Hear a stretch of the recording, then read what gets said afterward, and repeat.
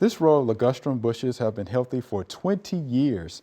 We cut the bushes back about 2 feet last year. We left the cuttings on the ground. We thought we were mulching. This fall, we noticed one bush at the end beginning to yellow, and it seems to be spreading to a nearby bush. Thank you again for all the information you share, Ethan from Richmond, Virginia. Thank you, Ethan. We appreciate that. So, yeah, 20 years they've been healthy. Now, all of a sudden, once they get cut back, they're starting to turn yellow. So what do you think might be the problem? Well, it's hard to tell from a few photos. Oh, yeah, for sure. Because a yellow leaves could be an indication of several things. Ligustrums do tend to be prone to fungal problems. They get several different fungal issues, leaf spot or root rot. And to prevent those, good air circulation is important. And it's also important to remove leaf material from underneath. That'll help increase that air circulation and keeping those potential problems away from the plants. But it is hard to say just from a photo. Do you have any thoughts? Yeah, it's hard to tell, from those photos. Something that I noticed, some of the leaves were yellow, but then inside of those leaves, right, you see those veins were green. So anytime I see yellow foliage and then green veins, I start to think about maybe the plant is lacking in iron or manganese.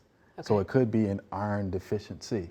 If that be the case, it's always good to get that soil tested so we can know what the pH is, right? Because the pH may be too high, may be too alkaline, which could lead to that iron being tied up and not used by the plant. So that's the first thing, of course, that came to my mind. Just looking, at the pictures and those yellow leaves. So yeah, poor soil fertility, could be an issue, along with some of the other things that you talked about as well. And as you said, good idea to get that soil tested, Get it tested rather than just guessing and throwing something on it. Yeah, let's see what the pH is. Then you might have to, bring that pH down, and they will let you know what you have to use to be able to do that.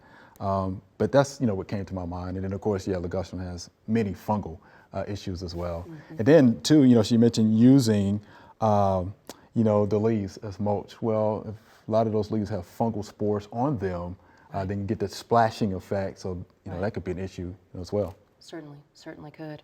Is there a place that they could send off some of those leaves to get a test done? Sure. So I would tell them to go to their local extension office. Okay. Right. Excellent. So go to your local extension office there in Richmond, Virginia, and they will have information, about, sending those samples to a lab that can test for disease pathogens. Sure. It's a great idea to get a definitive answer if they want to know. It's difficult to look at the picture, but if you just want a definitive answer, go ahead and send those samples in. Check your local extension office. We hope you enjoyed the video. We have hundreds more. To subscribe, just click below.